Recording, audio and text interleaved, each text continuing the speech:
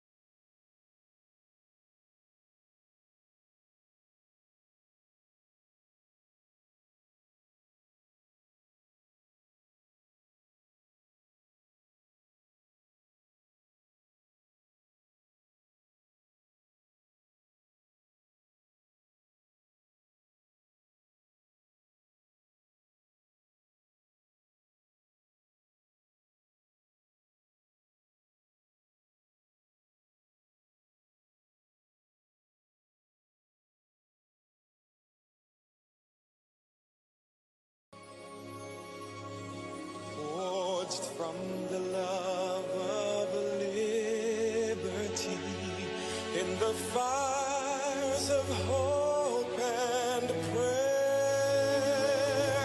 with boundless faith in our destiny, we solemnly declare, side by side we stand, highlands of the blue Caribbean Sea. This our native land, we pledge our lives to thee. Here every creed and race find an equal place, and may God bless our nation. Here every creed and race find an equal place,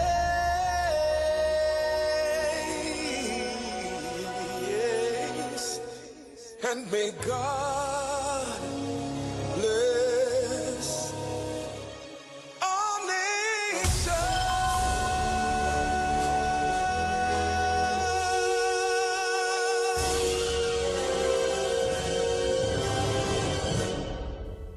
Almighty God, most beneficial and merciful, Creator of the universe and embodiment of divine wisdom and light, we come before you with thanksgiving and praise. May your will be done in our nation as it is in the heavens. Please bless our political leader, party officials, activists, and all the people of Trinidad and Tobago. Give us the grace to always see good, be good, and do good, and the courage to serve the people. Protect us as we stand against injustice and iniquity, and inspire our endeavors to find the right solutions to the problems that are affecting our fellow citizens. Grant that we may always work together with humility and respect for the greater happiness of all and the honor and glory of our country. Amen.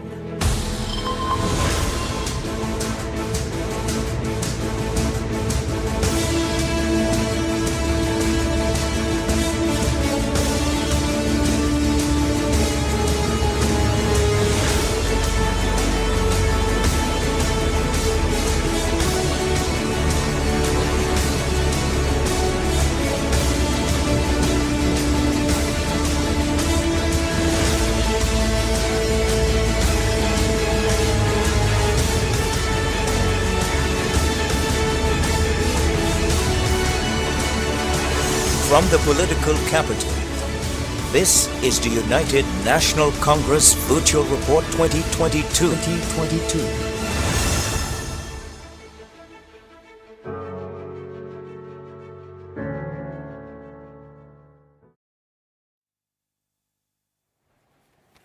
Good night, Trinidad and Tobago, and welcome to the UNC Virtual Report. It's Monday night once more.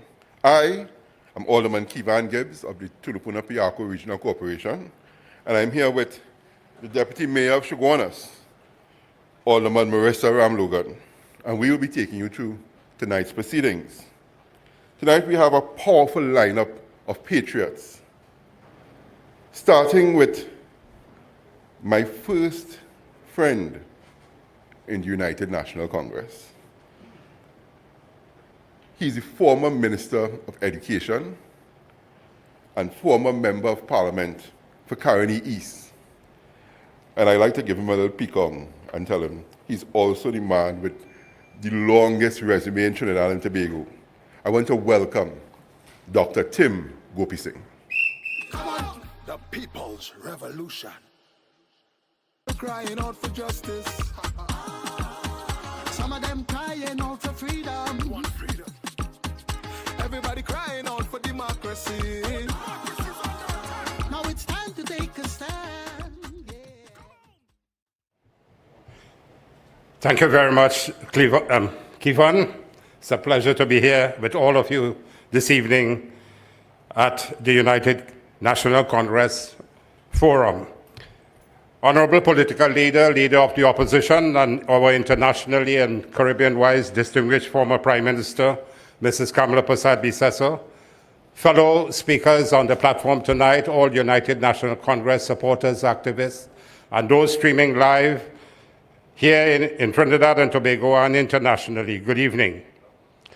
Tonight I will speak with you about your life, the lives of your dearly loved ones, members of your families and your friends who sadly and unfortunately passed from the COVID-19 infection.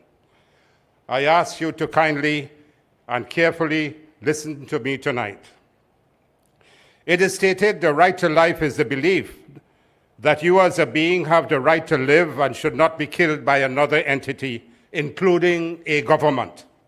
Human Rights Act Article 2 enshrine the right to life, equality, and human rights. This means that your government should have taken strong, appropriate measures to safeguard your life, the lives of all, and by taking steps to protect you and your families when your life is at risk. If a member of your family dies in circumstances that involve the state, as hundreds have died, 3,700 plus, you may have the right to an investigation. The state is also required to investigate suspicious deaths, as occurred with hundreds of our COVID patients occurring at the various hospitals, emergency tents, emergency departments, homes, and ambulances. An articulated declaration greater than 2 centuries ago is that all men are equal. They are endowed by their Creator with certain inalienable rights, among those life, liberty, pursuit of happiness. We are therefore compelled to continue our fight and our struggle to ensure upholding of our constitutionally enshrined democratic right, the right to life. 3,700 citizens have unfortunately died from COVID-19 infection. Hundreds of these were preventable. The right to determine the circumstances of their deaths is embodied in Article 2 of the Human Rights Act, to which we have signed. For the last 26 months, the leader of the opposition, the United National Congress, and I personally have been from the 30th of January 2020 seeking answers from Prime Minister Rowley, Minister Dayal Singh, the CEOs, the advisors, and the RHA board members of their mismanagement, ill preparedness, lack of drugs, high mortality rate at the ICUs and HDUs, medical and nursing staff shortages, inadequate testing, poor ambulance service, poor oxygen supplies, mental health, lack of mental health support to frontline staff, and many more. All exactly enunciated in the 105-page report of the 5-member committee. Exactly what we were saying and what we were asking questions for was spoken about, written on the 105-page report from the 5-member committee. But where is that today? Where is it? So we persevered as the alternate government, asking these questions from June 21. The opposition leader then in June 21 has been demanding a commission of inquiry, and I have been asking for a confidential inquiry into every suspicious death. From this constant and serious bombardment, Prime Minister Rowley wilted and hypocritically appointed a 5-member committee to examine this situation in 1 week. What we considered then as a puppy show. The management and other issues of COVID-19 they were asked to examine. When the committee asked for 4 more weeks, they were given that from the 17th of January. The report was presented on February 17 with 16 major recommendations, and to date, not one of those recommendations have been implemented, but I'll speak a little more on that. Following the findings in 105-page report of serious mismanagement and deficiencies in the provision of health care of COVID-19 infected patients in their report, no minister, not Diyal Singh, not the Prime Minister, not the government, have come forward and indicated to the population what this report is about, because they are ashamed to tell the population of their deficiencies and the mismanagement and the causation of the deaths of the people in Trinidad and Tobago. Hundreds have died, and they have not come forward to tell the population, these are the findings of the report, and we're going to do something about it. To date, almost 5 weeks later, Prime Minister Rowley and Diyal Singh have failed to appoint any team or any committee to examine these recommendations and urgently implement the required life-saving measures recommended in the 105-page report. Nothing has been done since February 17th. Near 100 more citizens have died since February 17th, and nothing has happened. Rowley and Diyal Singh can be therefore considered guilty of continuing criminal negligence. And we repeat, this is an extremely serious matter. Tonight, again, on this platform of the United National Congress, I ask the Director of Public Prosecutions and the Acting Police Commissioner, you must urgently examine and investigate and bring all concerned to answer questions in court, possibly with the possible consideration of criminal action against whom? Minister Diyal Singh, Prime Minister Rowley, the CEOs, the advisors, the board members of the RHAs, all must answer, as they all had significant roles in the prevention of loss of lives and the serious mismanagement of the COVID-19 patients under their watch. Let me repeat, 5 weeks later, not a word from the government on the findings of the report, and not one implementation of any of the serious recommendations provided in that report. What's the COVID situation now?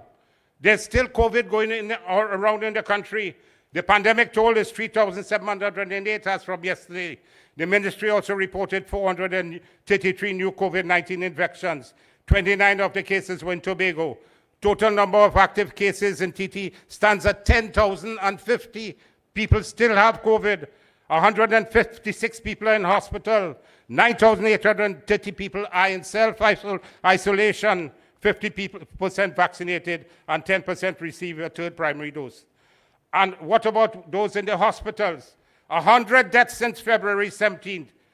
And the report. Kufa Hospital, 38 patients. ICU 7, HDU 3, Cora Hospital 16, Augustus Long 33, St. Anne's 4, Arima 35, New Point Fortin Hospital 0, St. James Medical Complex 17, Scarborough Regional Hospital 9, and Scarborough General Hospital in Signal Hill 4.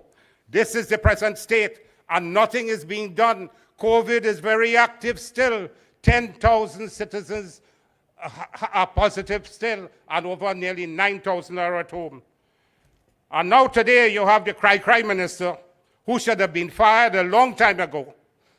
He should have been fired before these were fired. Prime Minister Rowley, The people mentally have fired you already. They no longer want you as their prime minister. Your party no longer wants you as their political leader. And if you looked at yesterday's newspaper, one of your party organizers in Mayaro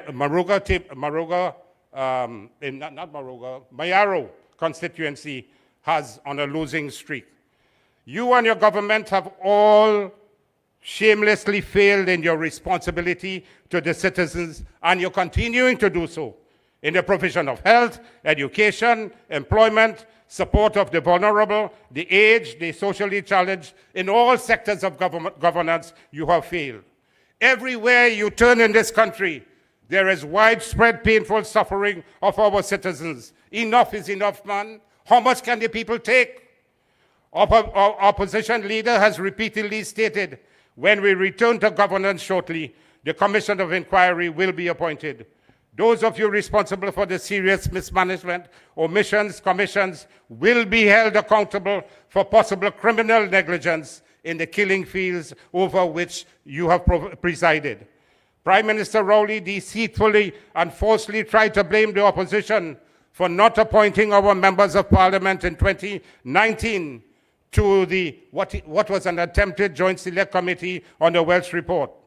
Let me indicate, Prime Minister Rowley in his manifesto of 2015 elections stated they have appointed a committee and will await that report to determine the use of the Couva Hospital, which we knew was ready and ready to be occupied with all equipment. First they lied, they said that no doctors want to go there. They next said that there was no equipment inside it. But here today, Couva Hospital is the mainstay for the management of COVID patients. That is the lie and the hypocrisy that emanates from the People's National Movement, and from not one, but from all. From all. They speak false things on a daily basis. That report took about 3 months and was then brought to Parliament in 2018. And the recommendations contained therein were no different from the recommendations of the Gladys Kafur Commission of Inquiry report under Manning in 2007, 2008. None of which was ever implemented by Manning and his PNM then between 2008 and 2010. It took Kamla Prasad Bissessa government, the People's Partnership government, to implement many of those recommendations that were contained in the Gladys Kafur Commission of Inquiry. Let me remind the population, ladies and gentlemen, tonight, PNM has governed and managed Trinidad and Tobago for 44 out of 60 years of governance since independence. They have managed the health sector, and thousands of patients have died because of the incompetence and the mismanagement. 44 years out of 60. So when people want to say UNC, and so on, we have only had 10 years out of the 60 years to govern. 5 years under Mr. Pandey, or 6 years and 5 years under Kamla. So under Mrs. Bissessa. So all the irregularities and the weaknesses in the systems and the things in Trinidad and Tobago, PNM has governed over it for all that time. And in that report, only 2 substantial recommendations were made in that report. 1, find an international partner to manage the Couva Hospital, and 2, consider linking with an offshore medical school. 7 years later of Rowley's governance, we have no offshore medical school, none. Even Barbados now has partnered with 5 offshore medical schools on their campuses in Barbados. 7 years later of Rowley's governance, where is the international partner Rowley wanted for Couva Hospital? You have been a total failure. My friends, brothers and sisters, I can give you some statistics. I want to ask the Minister of Health to give us some statistics about the number of surgical cases that have been done between 2016 and 2021 under your watch in the various hospitals, and compare that with the amount of surgical cases that had been done under Mrs. Bissessa's watch as Prime Minister between 2010 and 2015. The health sector was moving apace, protecting the lives of citizens of Trinidad and Tobago. So, what were the major findings on that report? I want you to remember the past, ladies and gentlemen. Under Prime Minister PNM, before COVID 2015 to 2019, hundreds of patients were dying in the corridors of the hospitals, dying on trolleys and benches, waiting for days for emergency treatment. Hundreds were dying while waiting for major operative procedures of cardiac bypass surgery, dying while needing life-saving dialysis, hundreds waiting for cataract surgery. They closed down many of the health centers. Patients' diabetes and hypertension worsened, ending in deaths. And this is why today the comorbidities of diabetes and hypertension, because people were not well managed, they passed away from the COVID because of PNM, mismanagement of the diabetes and hypertension. They had no important lab testing reagents. None was available to provide lab reports for emergency management. Bodies were rotting in a mortuary. Electricity blackout at the San Fernando General Hospital. I'm taking you back to 2016 to 2020, when patients were on ventilators and operating theater tables, which could have caused major loss of lives. The roofs were falling in many operating theaters and in the wards. Inadequate chemotherapy drugs for cancer patients. Absence of basic drugs. One CT machine functioning for 10 hospitals. Closure of the central block of Port of Spain General Hospital, resulting in worsened health care for citizens of Port of Spain and environs in Northwest Trinidad. Tonight, I want to guide you to a New York Times report of 19th of March 2022, another COVID surge. Are we ready for it? Time would not permit me to read the contents of that, but the contents came from Johns Hopkins Bloomberg of Public Health. Words of advice to all countries: still be prepared. And Anne Raymond, an epidemiologist at UCLA, they said, we have been wearing rose-colored glasses instead of correcting our vision. But it seems certain that Rowley, Dayal Singh, and their teams seem to be afflicted with some ophthalmologic problem. That word vision is not in the PNM's thought process. They have absolutely no vision. To be, the Bloomberg study said, to be reactive rather than proactive has and will continue to cost us dearly with continued loss of lives. In fact, Rowley and Dayal Singh, by their overt inaction, seem not to care a damn. So this 2x4 druggist would have to cry buckets of tears for the saddening and unfortunate preventable deaths of hundreds of our friends, families, and loved ones. So continue your weeping, Terence. Day and night, hold your head in shame with deep regret and remind yourself that you, as Minister of Health, has presided over the deaths of hundreds of citizens who could have been saved. You remember us asking you to ensure the purchase of life-saving drugs of tocilizumab, remdesivir, methylprednisolone, dexamethasone, and third-generation intravenous antibiotics. Together, this would have costed the government approximately 10,000 per patient in medication to save one life. We asked Prime Minister Rowley, Minister Imbert, and Terence, could you not have spent 30 million to save those 3,000 lives instead of 30 million on Carnival? Isn't this a disgrace? Isn't this gross criminal negligence not to have done so when you boasted falsely to have spent 5 billion for COVID-19? So continue to cry, Terence. You have been an absolute failure. You should have been the first minister to have been fired long ago. May God continue to have mercy on you. So in concluding, ladies and gentlemen, our fellow citizens, our opposition leader, together with us in the United National Congress, will continue our struggles and continue our fight to protect and save your lives. We will continue to have the courage to fight for you, to fight for the poor, the disenfranchised, the marginals. We will continue to fight for your human dignity, respect, and justice. You must not walk alone. We continue to walk with you. We cherish you and care for you.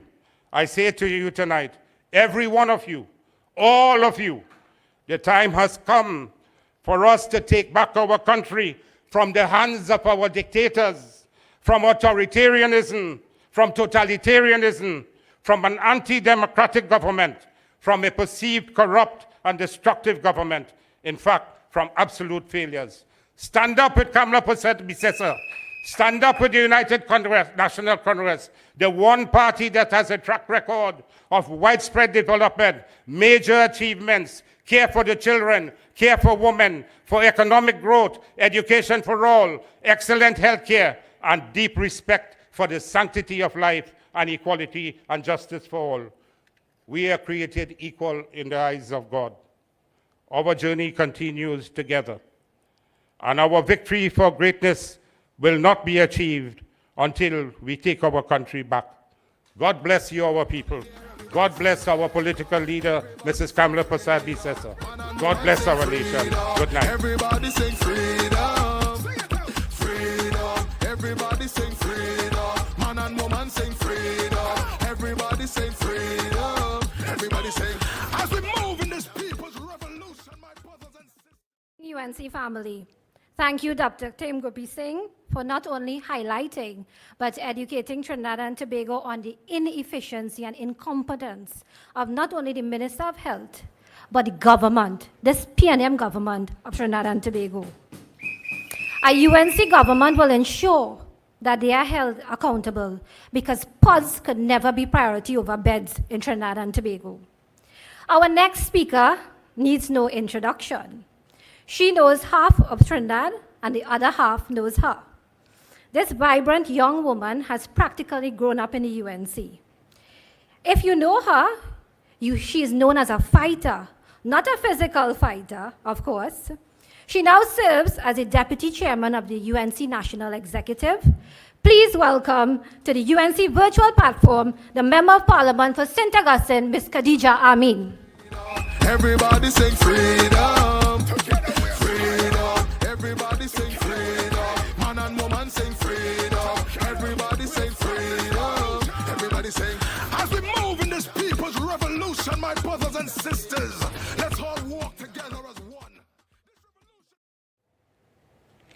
Thank you very much, my sister, Marissa Ramlogan.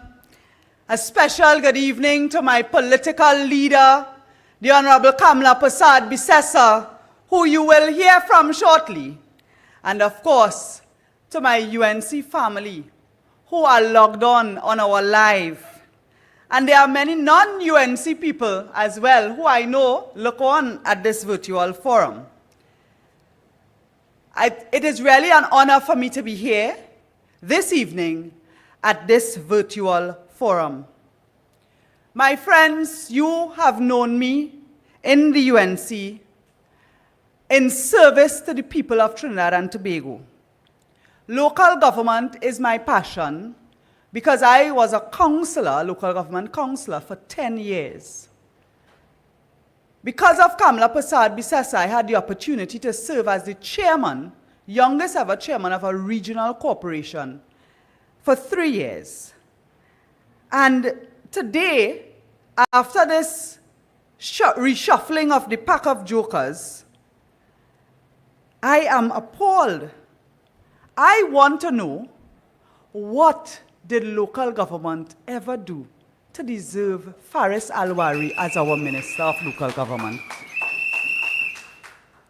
Faris Alwari was the most unsuccessful and incompetent Attorney General ever in Trinidad and Tobago, in the history of Trinidad and Tobago. And he has now been appointed as the Minister of Rural Development and Local Government. Could the goodly Prime Minister kindly tell us, Trinidad and Tobago, what is the rationale behind this decision? Here we have another illogical, insensible decision by the leader, the Prime Minister. But I wonder if he is hitting Alwari a shot. Because Colm Imbert, as Minister of Finance, and several other ministers boasted that local government would soon fall under the office of the Prime Minister. The regional corporations, that is, would fall under the office of the Prime Minister. And the Ministry of Rural Development and Local Government would soon be the Ministry of Rural Development only. So I wonder if they give Faris something to take it back, and he would end up with almost no ministry. At least he realized people plant chocolate. People plant cocoa, and in Trinidad we have top quality cocoa in many parts of Trinidad and Tobago. Congratulations on realizing that. They don't plant chocolate, they plant cocoa beans. But if Faris Alwari believes that he could run local government with a set of fancy words, I want to tell you that a pocket square doesn't make a difference in local government. I want to tell you that local government is bread and butter issues. Local government is not about buttering your own bread. And we know that Faris Alwari has a well-established reputation of buttering his own bread. We know of the rentals for his family properties. It was since March in 2019, the leader of opposition called for a criminal investigation into Faris Alwari for alleged misconduct in public office, because the Attorney General then and his wife stood to pocket over $23 million from the state's rental of a family-owned property in St. Clair. And that is only one property. Today, a regional corporation could barely get $23 million for their development program to build roads, bridges, and box drains within their region. The leader of opposition exposed that the spouse of then Attorney General Mona Nahus was the only, and the Attorney General himself were the only shareholders of the property which was leased by the government for $644,000 a month. And that deal gave them $23.18 million in their pockets, and they bought that property in 2006 for $2.5 million. So they well paid themselves. So Faris Alwari is known for buttering his own bread. He is also known for recusing himself. We have on record the Minister of Finance, the Prime Minister, and the Attorney General then, Faris Alwari, disclosing that Faris Alwari recused himself a total of 37 times between 2015 and 2020 from a cabinet, a P&M cabinet that was making the decisions that involved a conflict of interest to put millions of dollars into the pockets of Faris Alwari. It goes without saying that this man, who accustomed to buttering his own bread, when it comes to bread and butter issues, is ill-equipped for the job of Minister of Rural Development and Local Government. But who is going to protect the corporations from this man? This Rowley government is clearly imploding. There is no accountability. They are fighting amongst themselves and too busy imploding to run this country. The Attorney General was put out by his own Prime Minister. And you have to ask why. Is it because they only now realize his incompetence? They themselves have been bracing for him and making excuses for him for some time. There have been so much interference and inappropriate behavior, misconduct by this man who was the Attorney General. And the concept of transparency is totally lost in this government. But we want to focus our attention now on a reshuffle, a totally misguided reshuffle. And I tell you, local government is the arm of government that is closest to people. It affects every sphere of life. When this government is negligent in street lighting, when darkened areas leads to rape, murder, assault, and kidnapping of our women in Trinidad and Tobago, when front and center we have devastating cases, incident after incident. We had in a repo recently where the government promised to put in street lights and so on. The local government, regional corporations can play a role in that. And so the government's neglect of local government affects other spheres of life. The Rowley government has to take blame for their incompetence. Local government, through the regional corporations, are well placed to meet the needs and the targets. And we should really have targeted programs, particularly dealing with communities and their well-being to protect our women from violence. Prevention programs, youth, sports, when you talk about education programs and really reaching to the heart of a community, it is local government. And although other ministries will play a role, local government, regional corporations, and our councillors are best placed to deliver. And the government has totally failed our women and failed our young people. There are no opportunities for our at-risk youth through sports and education and skills training and jobs that can play a role in reducing crime and even gang recruitment. When the People's Partnership implemented those type of opportunities, there was a significant reduction in murders. And that is a matter of fact. That is not opinion. You can look at the TTPS records of murders in those years. And you know what happened when they went into government and they stopped those programs? They stopped those programs because they were UNC programs. And murders increased. And today, they cannot get it under control. The Minister of Rural Development and Local Government, the Minister of National Security, the Minister of Public Utilities, the Minister of Works, they all have a responsibility that impacts on local government. When you can't get a bus to go into a rural area, when our corporations can't have to pick up the bill because WASA is not sending water and they have to send water trucks to those areas in this day and age, sending water trucks. When our streetlights are not working and our women are under attack, our women are vulnerable, all of these are areas that local government play a role in. So I am happy for the man who finally took a drive to the North Coast and discovered Blanchisseuse. But at the same time, all of the PNM remain disconnected from the reality.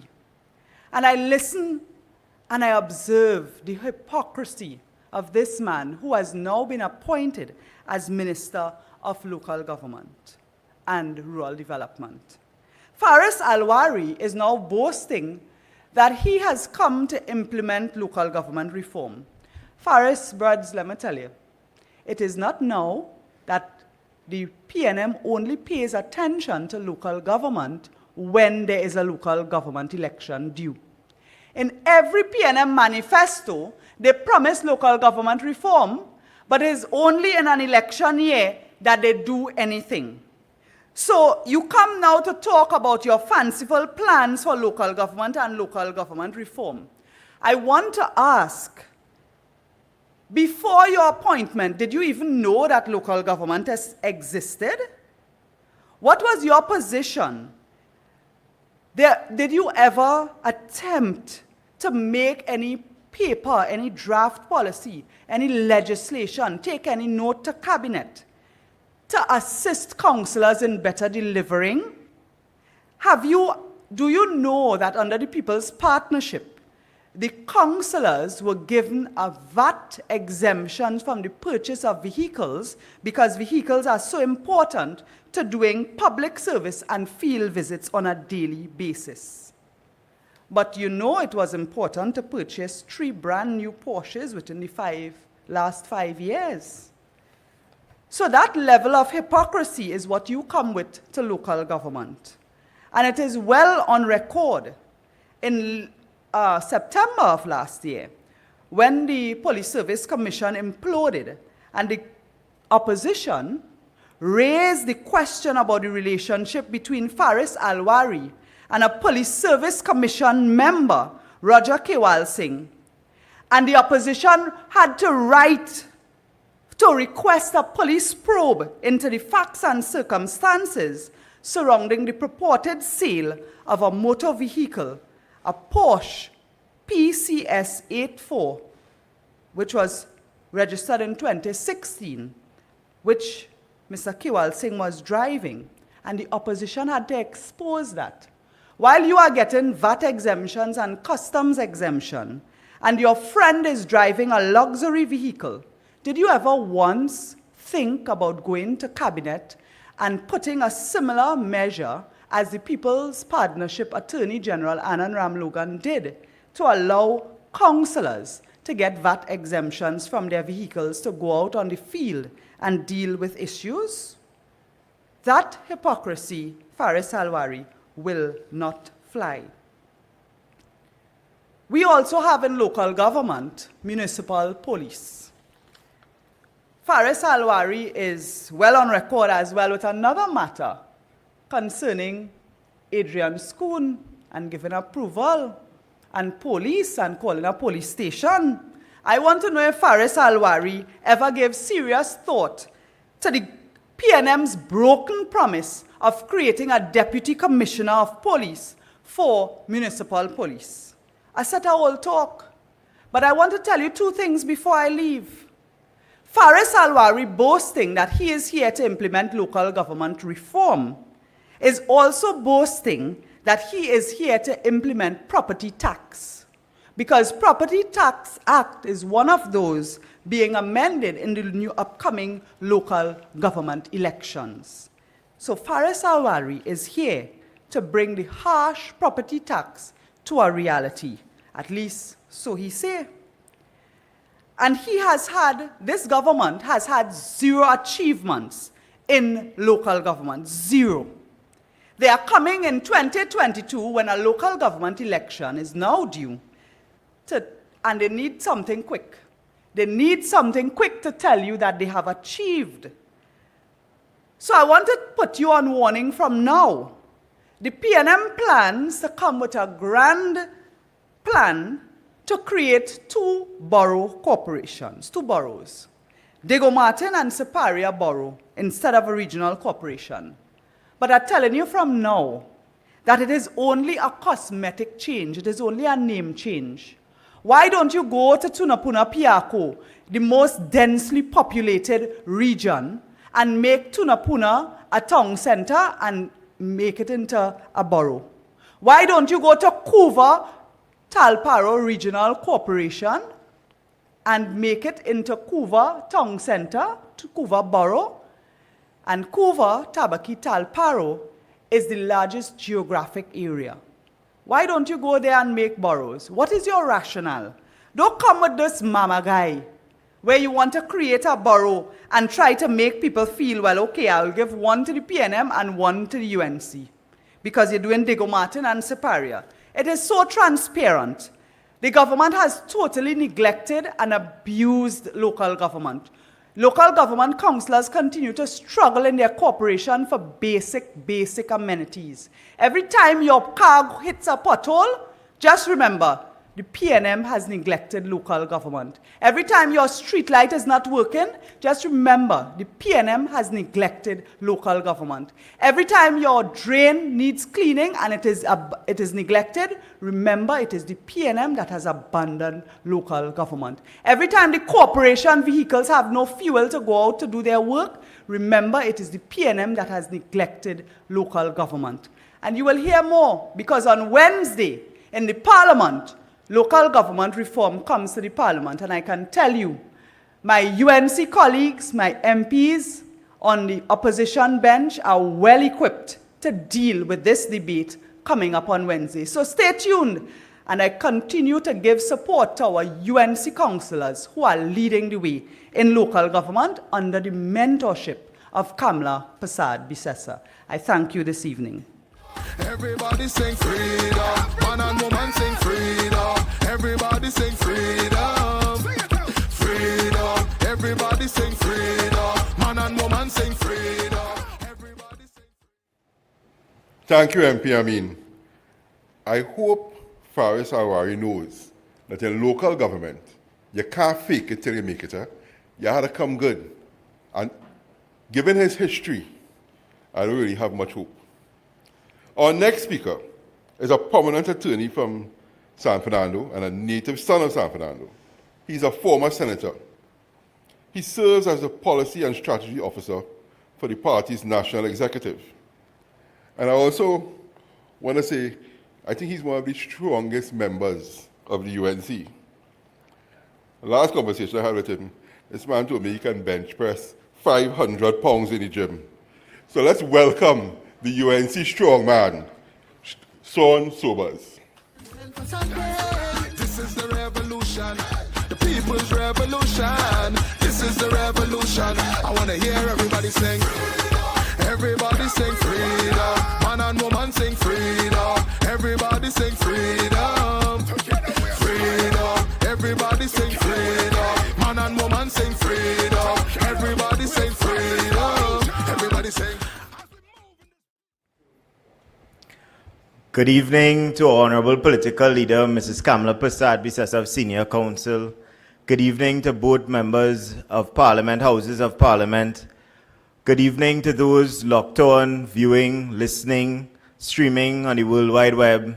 And a special good evening to our UNC family, who is religiously locked on to all of the different programs that we have on a weekly basis. I am here this evening because we would have had a myriad of issues coming alive within the media, different forms of media within the public, as this government continues to implode, as the last speaker would have indicated. And I think with all of these issues weighing in and weighing on the Prime Minister's shoulders, he had to do something. We in the UNC are saying that he had to distract from all of the issues taking place, unfortunately, with those divers, that tragedy with those divers in Paria, and all of the other issues with respect to rising crime and issues in Wassa and TSTT. And with all of these things weighing on his shoulders, what do you old people say? Confession is good for the soul. So he comes out and he confesses that he was the person who ran to President's house to have that merit list, that infamous merit list, retracted. Now listen, many persons within the party would have spent considerable amount of time speaking about this issue. We would have had the Honorable Political Leader properly well prosecuting this issue, MP Munilal prosecuting this issue, and most recently at a press conference held yesterday, because we always have something going on here in the UNC, surgically and clinically, MP Hussain and MP Rambali dealt with this issue. So I won't spend too much time on that at all. What I would want to reiterate tonight is this. When you think about the constitution of the Police Service Commission and how their jobs are to be done, with respect to procuring a certain instructions, with respect to the legal notice drafted and done by the Parliament, by the government, and then they have to go about this rigorous process to ensure a police commissioner is selected, and then they have to forward that list now to President's house. And the only time that the Parliament, that the Prime Minister, that the government, and anybody else other than the Police Service Commission would be well aware as to who is on that merit list and who tops that merit list is when the list is actually sent to President's house. So I want to squarely ask the Prime Minister tonight, how you know when Bliss C. Prasad was going to go to President's house?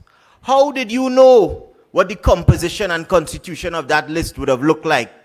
How did you know that Gary Griffith was on top of that list? That forced you then to run to President's house to retract that list. Because you went there to retract the list. The President came out, because she have some questions to answer as well, and she indicated that the list was delivered. And then in a turn of events, the list was retracted by the chairman, Bliss C. Prasad. And we are asking the chairman tonight as well to squarely, why did you do that? Were you coerced? Were you instructed? Were you threatened in any way, form, or fashion? And if it is any of those three issues, you need to come out and indicate to the public, come clean, because that is misbehavior in public office.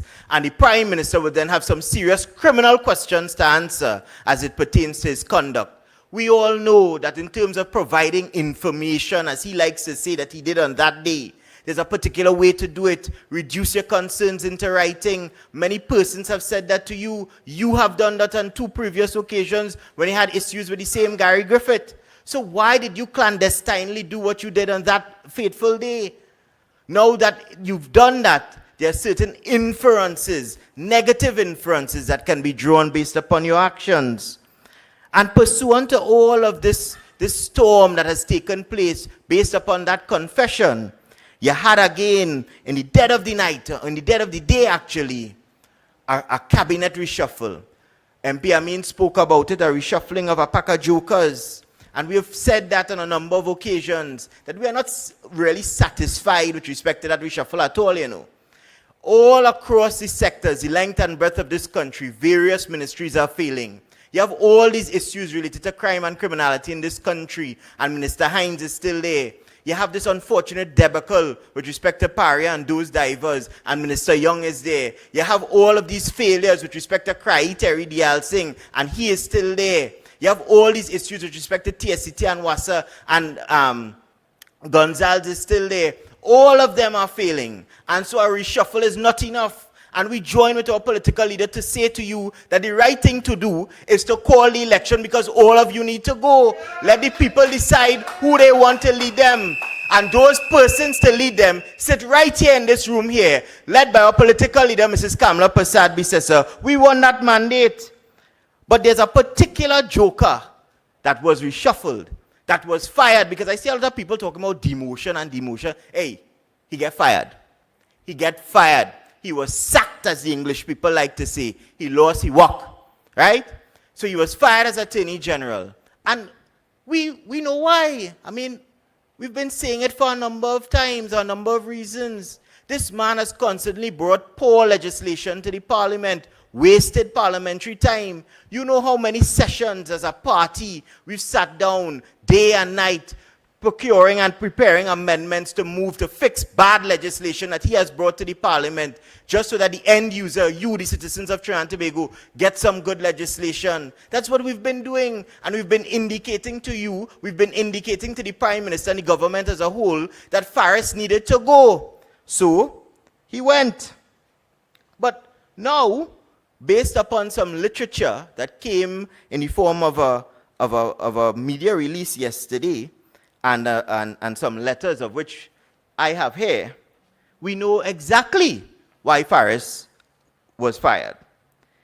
In what can only be described as an unprecedented situation, you had Faris Al-Rawi, the then Attorney General, having an issue with someone called the CPC, the Chief Parliamentary Counsel. Now, some of you will be hearing about this. You're not entirely certain what is going on, who the CPC is, how bills are done, and I'll give you a little breakdown here tonight. So a bill starts through policy decision by the cabinet. The cabinet gets together, whichever ministry have a little bill that they want done to effect in their ministry, they go to cabinet, a policy is drafted, a cabinet note is drafted, it is then sent to the CPC so the bill could be drafted and then sent on to the House, be it the Senate or the lower house, for it to be properly tabled. That is how it is done. That is the precedent of this thing. And the CPC is the Chief Parliamentary Counsel. In this country, he's embodied in a man called Ian McIntyre. Now, Ian McIntyre is a well-respected fellow. He served successive administrations, I think about 5 or 6 attorney generals. And he's a senior counsel as well, too. So Ian McIntyre is not as the young people say, he no jokey man. He know what he doing. And you had what is, and there's a certain talk about Ian McIntyre. If you ever met the man, he has a very quiet demeanor. And the talk within the parliament is that Ian McIntyre doesn't say much. But when he does in fact speak, you better had listen, because he know what he's talking about. So you had playing out between these two parties, the AG and the CPC, a war of words, a tussle. And in and around September 2020 of last year, you had the CPC holding a meeting with his department to tell them, here what's going on. You are to continue with respect to the precedent that has been playing out in this country for decades, which is we only draft in legislation when a cabinet note or the Prime Minister instructs us to do so. We're not drafting any legislation when Faris say to do so. And what occurred around that time as well is that Faris Al-Rawi decided to say, to hell with the cabinet. He don't care about cabinet responsibility. To hell with the Prime Minister. He don't care about that man either. And to hell with the CPC. And he took a bill or a position that he sent to Jackie Sampson, the clerk of the house. And she as well too is a well-respected individual within the parliament. Many of us know her. And when she see this thing come in her email, in her inbox, she had to say to herself, this man is mad. How could you be doing this? Where's the input of the CPC? Where's the cabinet note to accompany this thing? And she included the CPC in the email. And the CPC had to tell her, you are doing the correct thing. We have to scrap this business. And what took place thereafter is that Faris take that as a diss. And the to and fro between the both of them continued until March 11th of this year, when Faris drafted a letter threatening the CPC, threatening to suspend him if he didn't retract certain instructions that he gave to his department, that he gave to the deputy CPC at the point in time, and that he now was supposed to follow unequivocally any order or instruction dictated to him by the real dictator, Faris Al-Rawi. And what did the CPC do? This man they call Ian McIntyre, this serious man, this senior counsel, well, he wrote him back. And here's what he said in his letter on March 14. I'll just take particular excerpts. Because people like to say that the UNC say, and the UNC this, and the UNC that. Well, here what's going on, brothers and sisters. We didn't say, McIntyre say. And look at here in black and white.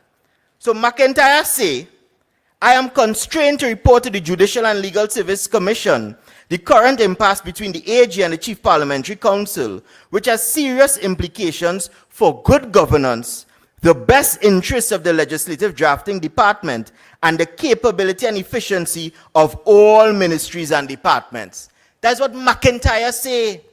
McIntyre went on to say as well too, at a meeting of the legal staff of the legal legislative drafting department on September 3rd, 2020, it was agreed that the legislative drafting department would no longer facilitate the Attorney General's preferred modus operandi of drafting legislation without cabinet-approved policy instructions and retrofitting the policy to reflect the draft legislation. You hear what he's telling you there? You know what modus operandi is? Your general mode of conduct. So the Attorney General's or the former Attorney General's mode of conduct was to draft his own thing, give instructions without the cabinet approval, without the prime ministerial approval, and you must follow him. So this is no longer the Republic of Trinidad and Tobago. This is the Republic of Faris Al-Rawi. That's what he wanted. And the CPC say, no, he ain't taking that. He went on to say, the CPC, McIntyre, not the UNC, it should be noted that the practice of drafting legislation on the basis of cabinet-approved policy instructions is a long-established and well-known principle and practice in Trinidad and Tobago and the Commonwealth. So it's not only in Trinidad. This thing happening all throughout the Commonwealth. It's not only Mickey Mouse, Trinidad and Tobago doing this. This is a settled and established precedent that Faris Al-Rawi wanted to do away with. These are serious implications. And what transpired thereafter is that in the correspondence, McIntyre also indicates that, listen, there are limited circumstances where we'll depart from that precedent. When there are exceptional circumstances like a pandemic, or if the Prime Minister indicates to us that he wants X, Y, and Z done. That's what McIntyre said. So clearly, with respect to this reshuffle, what we've taken from this correspondence is that Faris Al-Rawi thought that he was the Prime Minister. And Rowley, like, he get a hint of that, and he decided to show him who's real boss here, who is the jefe, and he bump him down. He fire him as being Attorney General, because he's not only pretending, he acting and writing people as if he's the Prime Minister. And in particular, what really tipped this thing over the scales is that Faris Al-Rawi decided, based upon what McIntyre is saying again, not the UNC, to send a piece of legislation. And you know what that legislation was about? It didn't concern the Ministry of the Attorney General and Legal Affairs. It concerned the Ministry of National Security. Right? So McIntyre is saying that Faris said, to hell with Minister Hines. Now, if there's anything we may agree with Faris on, it might be that. Right? Come on, Hines is a waste of time. I saw some picture going around the other day. I couldn't believe it. I thought, you know, some mischievous person was photoshopping it. That Hines was standing up in the hot sun and there was a well-dressed gentleman with an umbrella over his head. That couldn't be real. I mean, I guess somebody else will speak about that. It couldn't be real. In any event, So he sidestepped the Minister of National Security, he sidestepped the Permanent Secretary, he sidestepped the Council with the responsibility of preparing those things in the Ministry of National Security, and he sent it for the CPC to deal with. He tried to instruct the CPC to deal with that, and the CPC stopped him dead in his tracks. And you know what that bill had to deal with? That was intercepting of communication. So he come in to spy on you. And he don't want the cabinet to know that beginning was you wanted to spy on them as well too. Right? And what happened? What happened? The CPC went on to say that Faris's actions would amount to certain things. It would have been inconsistent with the Code of Ethics under the LPA, the Legal Profession Act. Man, you are a lawyer for so long. You spent so long in law school. You don't know the ethics of the Legal Profession Act by now? He went on to say that Faris's actions would have bypassed the role and responsibilities of ministers, permanent secretaries, chief technical officers, heads of legal departments, and other senior public officials. Faris's actions would have also institutionally weakened the capacity, capability, and efficiency of government ministries. He went on to further indicate Faris's actions would have resulted in many legislative gaps. Well, we knew that already because we was dealing with it in the parliament all the time, which would require further legislative action before the implementation of the relevant legislation. He went on to say that Faris's actions would have resulted in a lack of due respect and appreciation for the role and function of senior officials in the public service and the deterioration of relationships and morale among legal professionals and other senior officials, which would further institutionally weaken the public service. All of this, McIntyre say, not the UNC, but the UNC supporting what McIntyre saying. And after that, Al-Rawi then decides to write a letter threatening to suspend McIntyre for what he has said. We, as a responsible opposition, have been calling on the government to suspend the board of PARIA during this investigation concerning that debacle, that travesty with those divers. They can't suspend that board yet. But Faris Al-Rawi doing the wrong thing, McIntyre doing the right thing, and he calling on him to be suspended. That is what I'm playing out for good governance in this country. The CPC eventually concluded by indicating that the Legislative Drafting Department is merely seeking to perform its functions with integrity, thing that Faris don't know about, professionalism, thing that he don't know about as well too, in accordance with a long-established principle of good governance and the standards of the legal profession. My grave concern is that if the coercive behavior of the Attorney General is allowed to go unchecked, the consequences would be disastrous for the Legislative Drafting Department, the public service, and the country as a whole. That's what McIntyre concluded by saying. And what we want to say and add to that tonight is this. PM Rowley, you knew what was going on. You were CC'd on all of these documents. And the best thing you could do is to move this man, to fire this man from the AG's office, and to send him to local government. Playing musical chairs with a dangerous man like that, who has no respect for persons in the public service, is not sufficient. You need to fire him altogether and get him out. This is not Daryl Smith 2.0. You can't move him from one ministry and put him somewhere else because he'll go there and bully the people there as well too. It is imperative that you fire him now. And the United National Congress has gotten a mandate from its political leader. We are going to continuously call for the removal of Faris Al-Rawi from the parliament. He deserves no place there with this type of conduct that is in black and white. And we have told you this, that in amalgamation, the actions of the Prime Minister, the actions of Faris Al-Rawi are attacks on our constitution. They have no respect for the democracy, no respect for transparency, accountability, good governance, ethics, and public servants in this country. And we told you that. We told you that they would come for you. We told you as public servants, they are coming for you. When they came for Petrotrin, you all sat there and you did nothing. When they raised gas, you didn't quarrel, you didn't strike. When they come in for TSCT, you're not saying anything. When they come in for WASA, you're staying quiet. They come in for our constitution, you remain silent. They are coming for our public servants. It is time that you stand up and say yes. Say yes to the UNC. Say yes to the only political party that can bring good governance back to this country. Say yes to our political leader, Mrs. Kamla Persad-Bissessar, who will ensure that all of those things, our constitution, our democracy, is safeguarded as a proper Prime Minister should do. I thank you, my friends. Freedom. Everybody saying freedom. Everybody saying, As we move in this people's revolution, my brothers and sisters, let's all walk together as one. This revolution is about restoring our democracy. And this revolution is about stopping this creeping dictatorship. This is the people's revolution. come on, people. Thank you, Sean Sobers. You can shuffle and reshuffle this pack of jokers, but we are only going to get one result: failure, epic failure. So it is time that you call the elections now. Trinidad and Tobago is asking you, call the elections now. UNC family, remember, you can invite your friends and family to tune in live on Radio TV Jagriti and on our UNC Facebook live stream, our UNC YouTube channel, and our UNC Connect app. So please share. Our next speaker is a gentleman that everyone is familiar with. He is the chairman and a foundation member of the United National Congress. The man that has to teach the Minister of Finance, a man of the people. It is my privilege to welcome to the UNC virtual platform the Member of Parliament for Oropouche West, Mr. Dave Tanku. Man and woman saying freedom.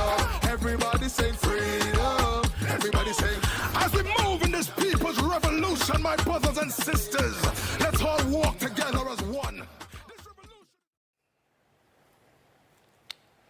Political leader of the United National Congress, the Honorable Kamala Persad-Bissessar, Senior Counsel, members of the viewing audience, my fellow presenters here tonight, citizens of Trinidad and Tobago all, I wish you a good night.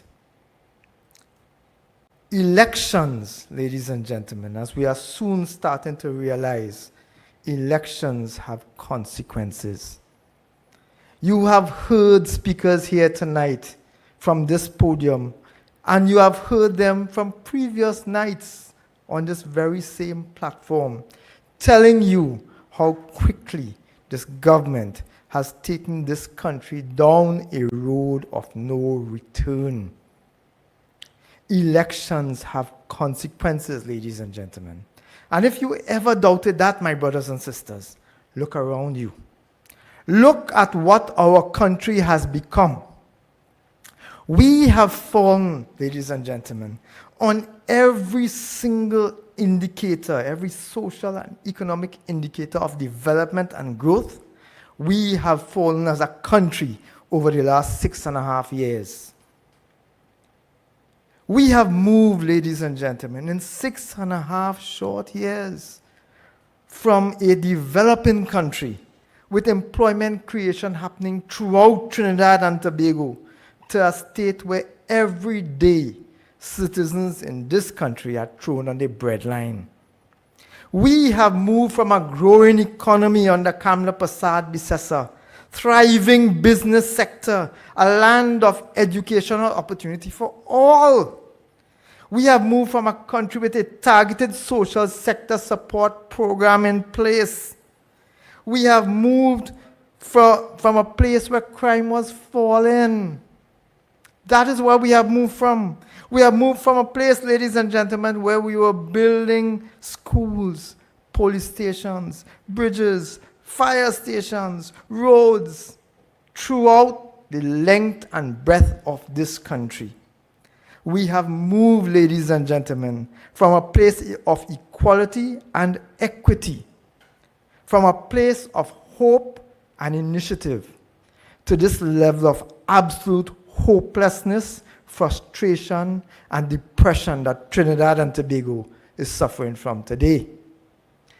The reason for that, ladies and gentlemen, is because we have moved from a caring prime minister with a people-centered vision to an egotistical, arrogant individual who gloats publicly about breaking the law, about undermining the integrity of Trinidad and Tobago, of independent institutions, reportedly because he could not get an individual to spend millions of taxpayers' dollars, your dollars, to satisfy a personal political vendetta. That is the legacy of the PNM. And that is what they have delivered over the last 6.5 years. And that is what, unfortunately, we can expect to continue for as long as they remain in office. And it's not just Rowley. Recent reports of allegations of actions by the same Attorney General we were hearing about before to prosecute and persecute a very senior state employee who refused to act contrary to his legitimate beliefs shows that not just the Prime Minister, but the then Attorney General and several of his other ministers, they believe that they are accountable to no one, not to you, not to the Trinidad and Tobago that voted for them, not even to God, because the level of corruption and mismanagement and hate that this government has for Trinidad and Tobago and for citizens is unprecedented in our history. They have become a law unto themselves, willing to break every law as they see fit in the hope that they will get away scot-free. The only persons, ladies and gentlemen, that this government is concerned about, and you would have heard it said here many times, is about their friends, family, and financiers. And that continues even today. The Attorney General has several questions to answer. But you know, instead of firing him, as they should have, this man's still collecting your taxpayers' dollars in salary and in rent and in other forms of business. That is the level of disrespect that this government has for citizens of Trinidad and Tobago. You see, ladies and gentlemen, under Keith Christopher Rowley and the PNM, democracy has been murdered. Democracy is dead, ladies and gentlemen, until and unless we stand up and fight back. It is said that democracy is championed best when we have a government of the people, by the people, and for the people. Tonight I want to ask you, who do you think this government is for? It is supposed to be for the people. Do you think, ladies and gentlemen, for one moment, that this Prime Minister and his cabinet are for you? You think that they are for the average citizens of Trinidad and Tobago?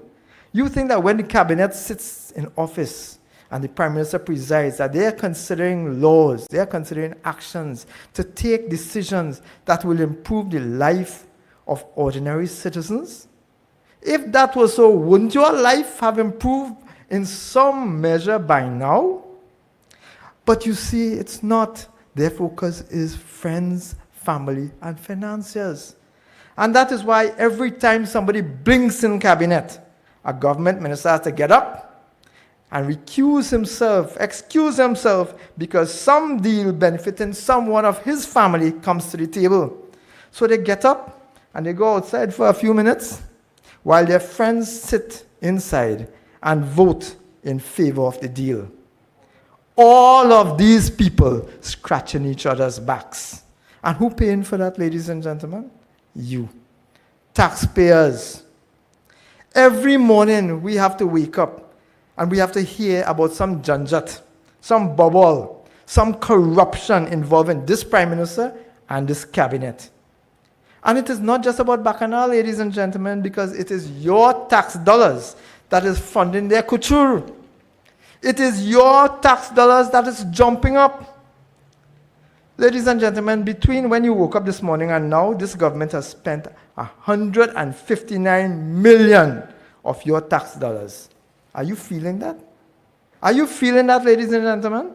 In the last 6.5 years, Rowley, Imbert, Faris, Young, and their gang have spent over $330 billion. That is $330,000 million.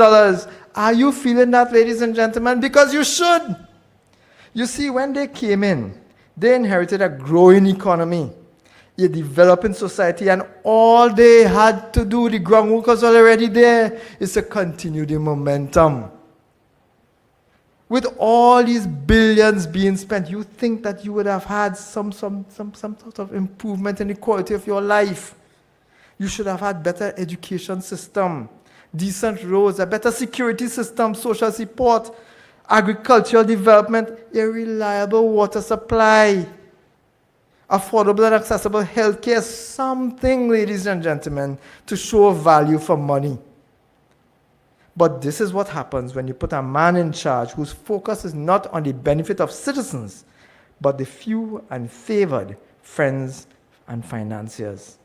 This is a man who would pick up a phone and call his friend when he hears of a report that his friend was allegedly involved in a fake oil scandal, but will not lift a finger, would not move a muscle when he would bounce down a woman on a golf course, or when 4 tax-paying citizens will lose their life in a tragic incident. And the saddest part about that is that they are coming to spend more of your money. Well, ladies and gentlemen, if they spend $330 billion in 6.5 years and could not address the problems facing you, citizens of this country, in 6.5 years, what do you think that is going to happen for the next few years if we let them go? It will get worse, ladies and gentlemen. I am curious too. I want to know from the Honorable Colm Imbert, how in the world do you spend billions of dollars and still manage to make the economy worse? How do you do that? It takes a certain level of incompetence to be so badly off. You know, when Kamla Persad-Bissessar left government, the value of goods and services provided and produced in this country had grown to $164 billion. Today, after 6.5 years of Colm Imbert, we are producing $30 billion less. This contraction of our economy comes from one reason. It is here because of one factor. It is here, ladies and gentlemen, because of a crisis of confidence. And that crisis of confidence has been generated by this government from day one, when Imbert ran in front of the media and started complaining and started crying that the country was running on fumes, that it had no money. It is ironic that a country that had no money was able to receive in revenues over $50 billion on that very same year, proving that what Imbert was saying was not true. But you see, this is what happens when you lie and you seek to deceive. The country was running on fumes, he said. What happened since is that he set in place a trend of activities from which investor confidence in Trinidad and Tobago has been destroyed. That is why businesses have been closing down. That is why people are losing jobs. That is why things have become infinitely more difficult in this country to make a living for honest citizens.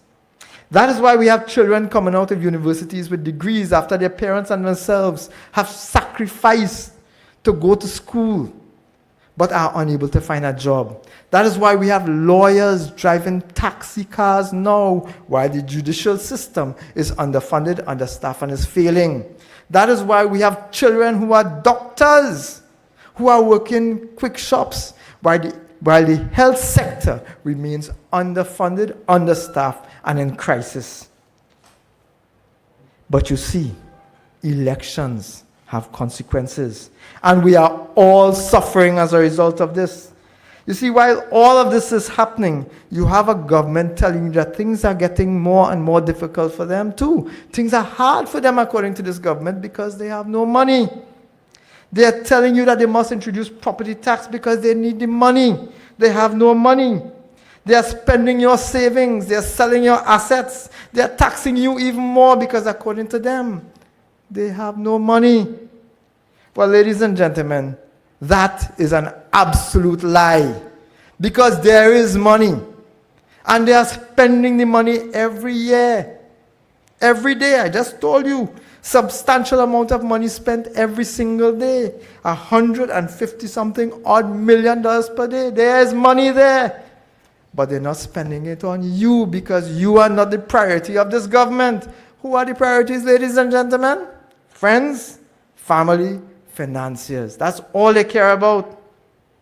And while they're spending the money, you know, they pick in the pocket of citizens. The Heritage and Stabilization Fund was created by statute.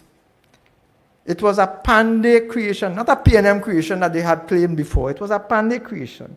It was created by statute to allow for a level of savings of energy revenues. Those funds have been invested abroad in US-denominated investments by a board of directors advised by professional and competent companies, investment companies. Now, by the time the fund had been reconfigured in 2007, it held US $1.8 billion. And despite the multiple challenges facing Trinidad and Tobago from 2007 to 2015, do you know, ladies and gentlemen, that no other government interfered with it? It was allowed to grow. It took 10 years for the fund to reach, 15 years, sorry, from 2007 to 2015. It took, from 2000 to 2015, 15 years. 2000 it was first created. It took 15 years for the fund to reach $5.7 billion US, which was the value of the fund when Kamla Persad Bissessar demitted office. Remember, $5.7 billion in savings. That was one of the multiple nest eggs that was left for Colm Imbert. One of the multiple nest eggs, but he said it was bankrupt, the country was bankrupt. Under Kamla Persad Bissessar, that fund grew by $2 billion. Would you believe that under Colm Imbert, that fund contracted by how much? $2 billion.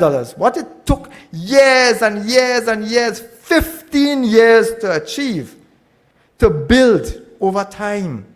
This man has gone in. And you know that every single morning we get up, we have to hear about Imbert dipping into the Heritage and Stabilization Fund. And again, with nothing to show for it.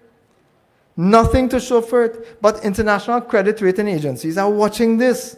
Because every time you extract money from your savings, they start to wonder whether or not you are able to meet your obligations. And that is why all of these international credit rating agencies have downgraded this government, have downgraded the performance of this Minister of Finance from day one. From 2015 to now, we have been continuously downgraded by international credit institutions.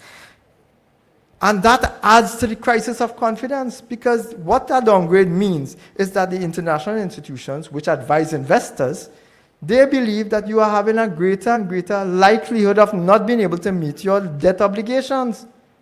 So the government is borrowing, they're selling your assets, they're picking the pockets in the Heritage and Stabilization Fund, and while they're doing all of that, they're taxing you some more too, without creating the space, without creating the basis on which they can pay back the debts.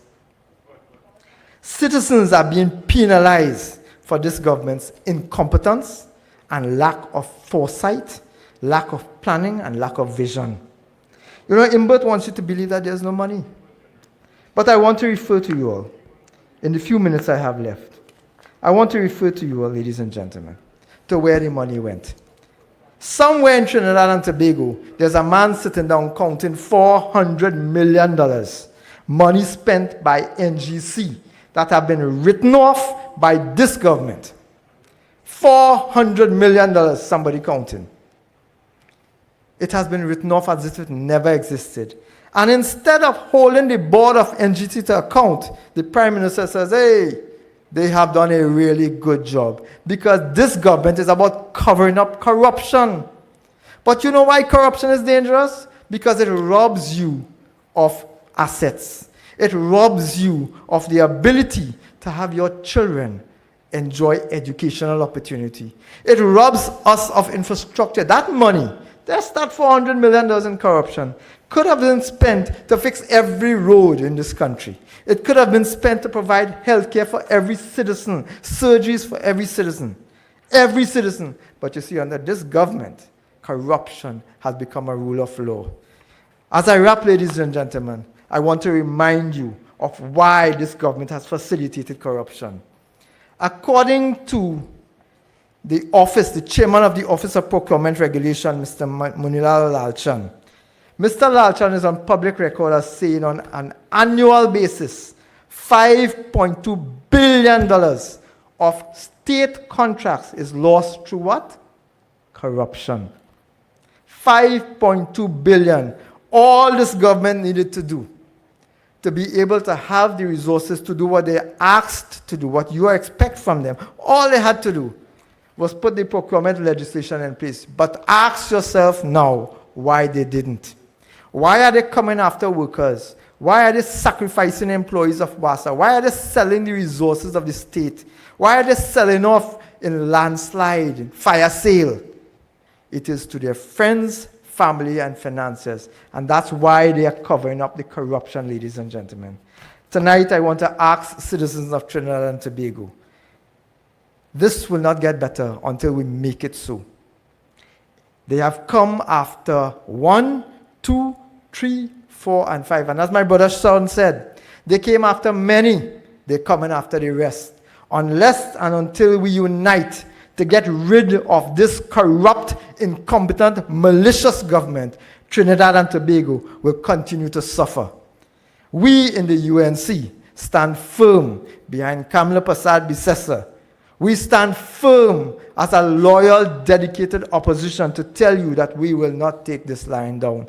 Join us, Trinidad and Tobago. Let us return this country to where it's supposed to have been. Let us restore and rebuild Trinidad and Tobago. Let us get this government where they're supposed to be, out of office. Ladies and gentlemen, I thank you very much.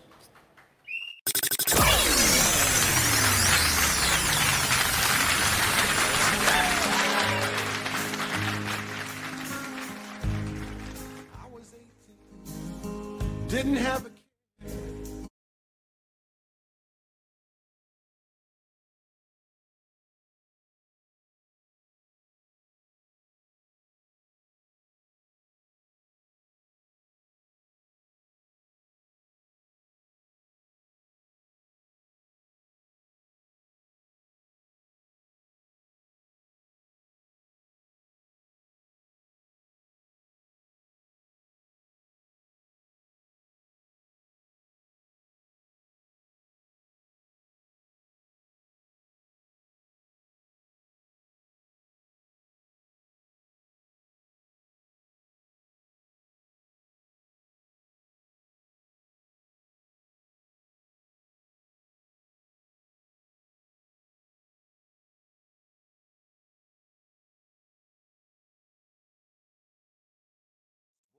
Minister, First Woman Attorney General, First Woman to chair the Commonwealth of 54 Nations, First Woman Opposition Leader. Welcome KPB Plus, solid everywhere. Thank you very much. Good evening. Thank you all very much. Those who are here with us, joining us this evening, and all those who are locked on your various devices. Thank you for joining us once again. And let me first thank our two co-chairs, Alderman Kevin Gibbs and Alderman, and they say in-law, man includes woman, so Alderman Marissa, who is the deputy chair of our women's arm. MP Khadija Amin, strong and powerful contribution this evening. Sean Sobers, our brother, thank you for your contribution as well. Tim Gopi Singh, Dr. Gopi Singh, I'm listening to you again. I say you are like a walking encyclopedia whilst we're listening to all the things you just have in your brain. And of course, MP Tanku, thank you all for your contributions. All strong UNC soldiers, and I am proud to be here with these great patriots of our party and of our country. Between the time we last spoke, we saw a pack of jokers being shuffled in that excuse for a cabinet. The cracks are showing, as Rodney Charles told us, MP Charles had told us before, Look, they were in pre-collapse mode after the 14-1 loss in Tobago. Now, 4 months later, this government has imploded in office. That is very, very clear. And why have they imploded? Because they will listen to no one. They will take no advice, but they will continue on a pathway of destruction, on a pathway of dictatorship. And as others have told you, and we repeat to you, you have no care. They have absolutely no care for the ordinary people of Trinidad and Tobago. I want to take just one moment before we speak on some other matters to pay tribute to and offer congratulations to two of our sportsmen. Keishan Walcott, can we give him a praise up? Winning goal on Friday. And Jareem Richards, first Trini to win gold at the World Athletics Indoor Championship. And he broke a record of another great Trini, the late Dion Lendo, as we also remember his work in the field of sports. So we have great talent. We have great human resource in this country. But this government cares not and will not do what is right for all manner of men and women. Let me also say congratulations to all the students who earned scholarships in the recent exams, the CAPE exams. Brilliant, hardworking students who got their CAPE results. Congrats to all of them. Scholarships that they've earned. I know that the students had to overcome really tremendous challenges in these times with the pandemic and the on-again, off-again policies, educational policies by this wicked government. But they did well, and we congratulate them. Now remember, they awarded only 100 scholarships. Under the second best education minister of this country, I could take credit for being the first, but the second best education minister, Dr. Tim Gopi Singh, we awarded so many scholarships. Yeah, 500, thank you very much, 500 per year. Our whole thrust was that in education because we understood and still understand that education is the only passport out of poverty. Education is the only key to a better quality of life. And so a large part of the government I led, we concentrated on education. And before that, under the first UNC administration under Mr. Pandey, again, education was a priority for us because we understood. And here it is, they've cut down the scholarships because they don't understand that you have to reward the best and the brightest for a country to grow and to develop. They don't seem to understand that. They do not understand what it is to be rewarded for merit. Instead, you work in a different way. You created all these bursaries because you can pick and choose. The scholarships, you can't go wrong when you get a result.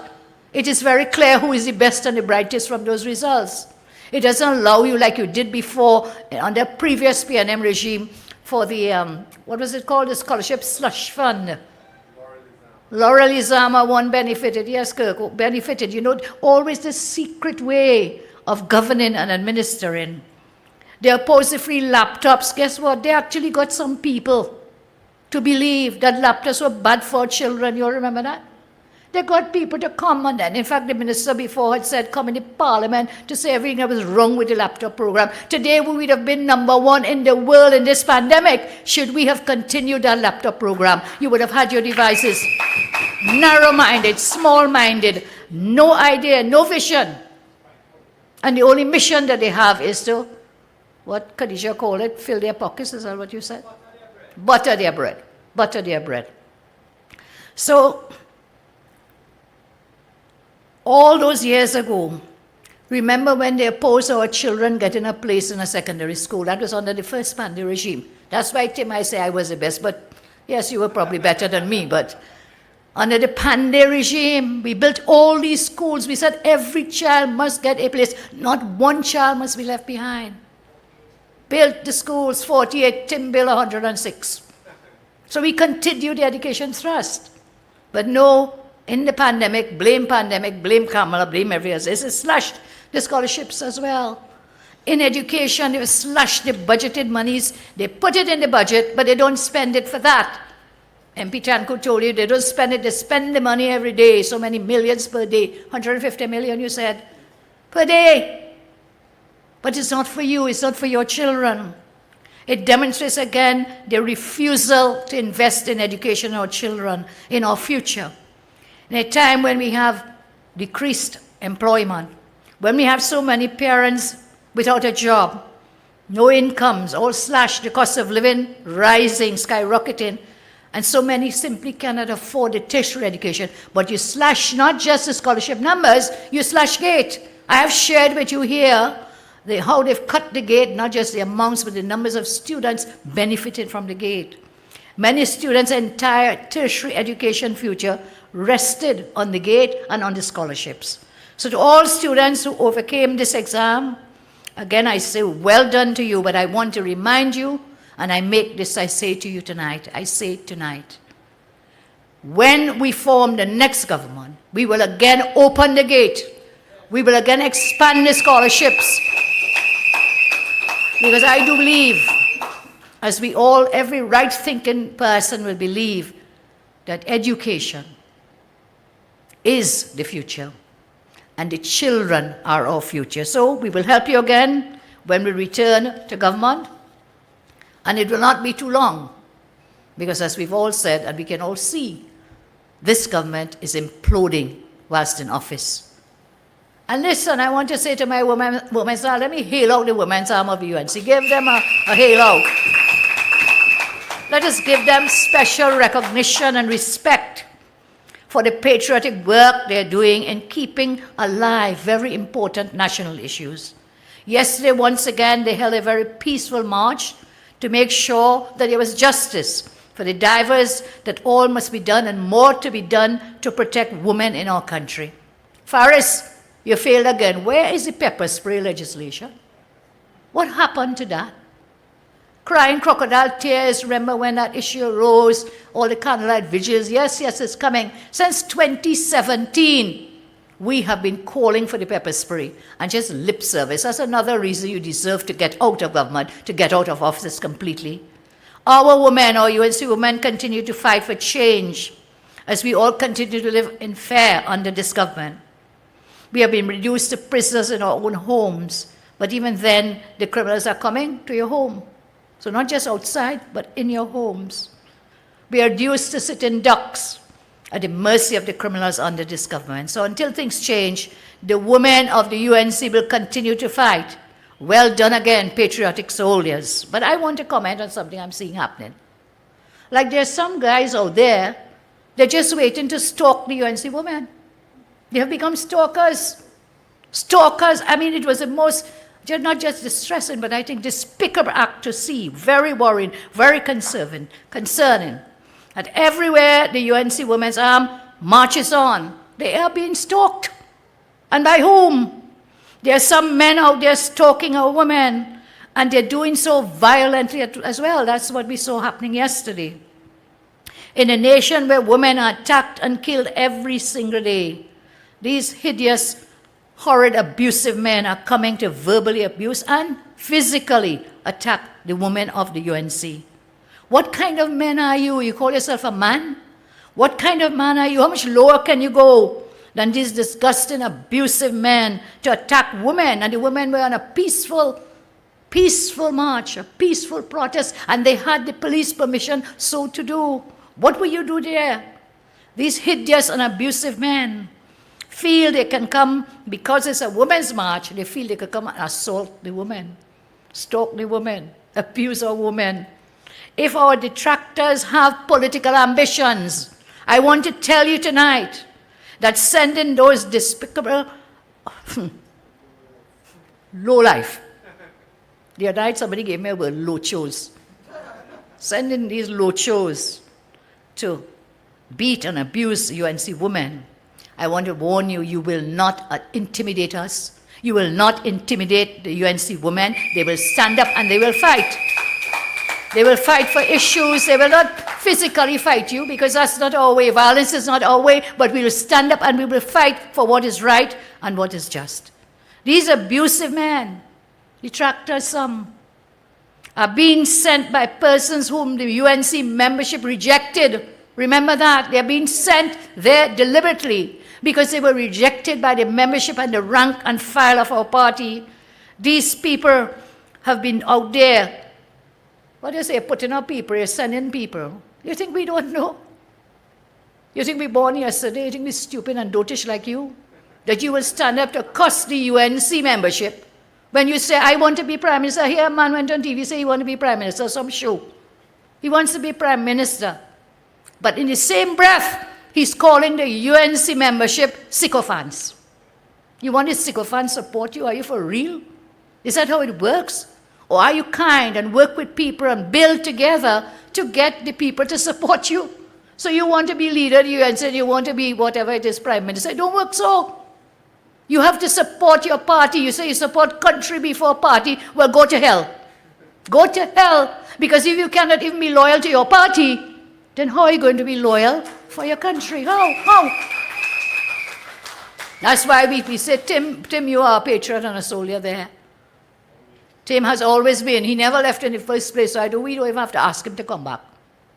But for these persons, I'm saying, over the last several years, I have purged the UNC of people who believe in caste.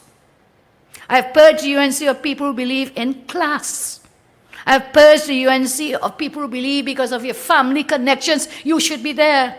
We have purged this party from issues of dynasty politics, discrimination, segregation. That is not the way of the UNC. The UNC stands for equality and equity. That is where we must go, and that has been my job, and that of the leadership of the UNC and the activists, all of us. That's where we must go. So forget this dynasty thing. Forget because your father was an MP, you must be an MP. Forget that it is that you feel you belong to a certain caste. There is no caste system in this country. There is equality for everyone. The UNC is now stronger than ever because we have people who work and who have been selected on meritocracy and discipline. I have repeatedly called for persons to come back and work within the party. Let us push the new generation forward. Let us push the children of the UNC rank and file into the leadership positions. This is what we must do. However, some selfish people prefer to seek to destroy the children of the rank and file members because they come from a different background. You believe they come from a different caste. MP Tanki always tells me, what, your father was a taxi driver. What's wrong with that? And guess why he was able to become in one of our positions, as in the leadership positions? Because he went to school and he learned. He got the education that he could use that now to help others. Many of us here, Saddam, I tell you, parents run a roti shop. What's wrong with that? But because you believe your father was an MP, you must be an MP. No, it doesn't work like that, Vasan. It doesn't work like that. It doesn't work like that. So stop washing your mouth on the rank and file members of our great party of the UNC. I state categorically to those people who have been rejected by the rank and file of the UNC in their attempts to lead, that there will be no caste system in the UNC as long as I'm your leader. There will be no class system in the UNC as long as I'm your leader. There will be no family dynasties in the UNC as long as I am your leader. There will be no discrimination in the UNC as long as I am your leader. There will be no segregation in the UNC. As we say, all are we is one family, one family. To the detractors, put your selfishness and pride and come back and help us to push forward the next generation of UNC leaders. Let us work together to repay the support that was given to us by the parents and grandparents of this younger generation. We must repay our debt to the older generations of the UNC supporters by returning that support to their children and grandchildren. If you choose to be selfish and hateful to the same rank and file members who supported you before to give you high positions, then you should get your own permission to march and create your own march. Don't come and trespass. My members had permission to march, Where these hooligans came from, these stalkers, were they given permission to march? And so I call on the TTPS, do your job. When these hooligans come, when these lochos come, when these stalkers come, do you have permission? And if you don't, get thee behind me, Satan. Get thee behind me. Get behind me. This is a lawful country and we'll operate lawfully. We cannot complain about breaking the law and then you are breaking the law as well. No, we will not stand for that. The UNC effort is so strong that even detractors who love to cry us down for everything we do, they now cannot make sense when they try to defend the PNM.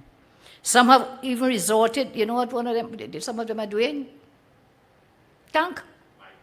No. They interviewing a man from a prison cell in Suriname to wash his mouth on people in Trinidad and Tobago. How much lower can you go? Do not come and pull along the placards of the UNC women. Go and get your permission and go and march. It's a free country. I have no problem with anyone having a difference of opinion. It's a democracy. But don't stalk the UNC woman. Do not come and disrupt what they're doing or try to disrupt. But the UNC women are solid like rocks. Solid everywhere. When you saw them, they were not bullied. You tried to bully them, but we are strong. Solid as a rock. And solid as rocks everywhere. You know, they're so deluded, some of them. But if Rowley tripped and fell down on the ground, some of these detractors, you know what they would say? That was a great strategy by Rowley. Great strategy by Rowley. Rowley fire Faris, great strategy by Rowley. Rowley put Faris in local, great strategy. Are these guys, you know, I don't know where their brain is, what they think about. What do you think about your hate? Your hate is so tremendous. But I think some of these people they need some love. So the UNC women have plenty of love to give everyone. And the UNC men too. That's how we operate. Not fight and hate and vitriol. That's not the way forward. Anyway, it is proof that even detractors are seeing what is happening. That we, the UNC, is on the way to rescue our nation, to restore and rebuild Trinidad and Tobago. In the meantime, Women's Arm, go brave, stand tall, demonstrate peacefully, non-violently, and in keeping with the law and order. So, to you, we stand firm, we stand solid as rocks. Stand strong, Marissa, Khadija, all the other UNC women, of course, with our brothers, we go forward, we go brave. Well done to all of you. Tonight, there are so many issues. Every week, which ones do you select? What do you speak about? That's why we have several speakers, a battery of speakers, so that we can get different points of view on different issues.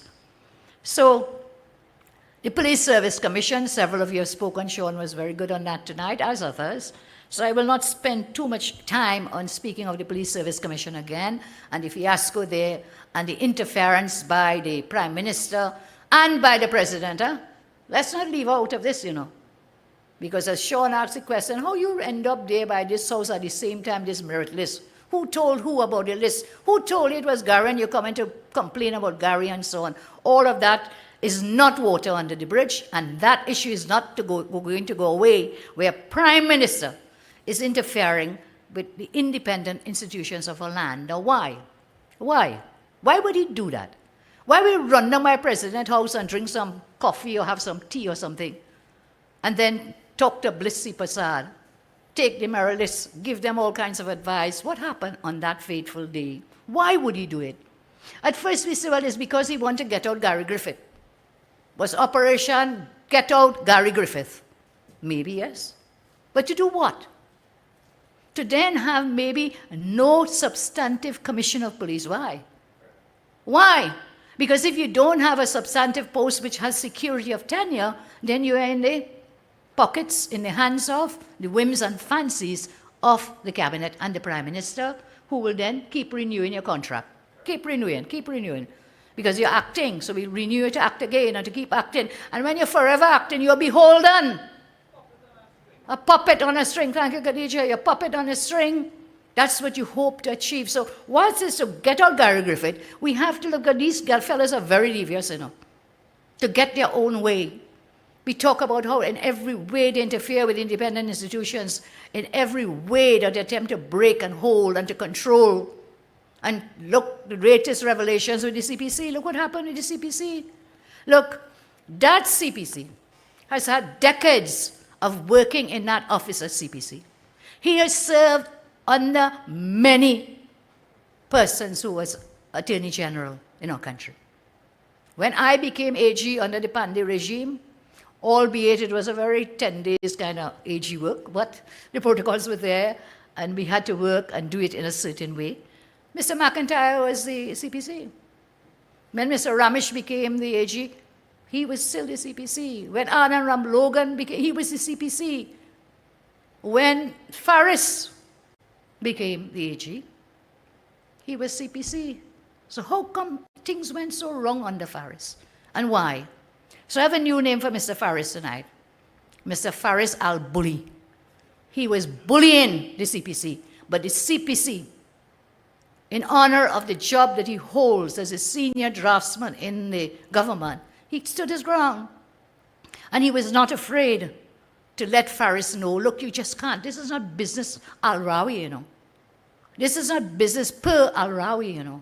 This is business according to the law and the Constitution of Trinidad and Tobago. Sean read several of the extracts for us tonight of what was going, the bullying that was taking place as Faris tried to get rid of Ian McIntyre. I have known Ian McIntyre as a law student. I've known him in the profession as lawyers, and then I've known him when he was CPC and I was Attorney General. He is one of the most decent human beings you can find. He's one of the most decent human beings you can find. And he's not a UNC. He's not a PNM. He's an officer of the state, an independent officer of the state. That's why he could have worked with so many persons as AG, who were AGs, and he was in the CPC department. So I want to raise something here tonight related to this. Bully, Faris al-Bully, bullying McIntyre to do his bidding. McIntyre stood his ground.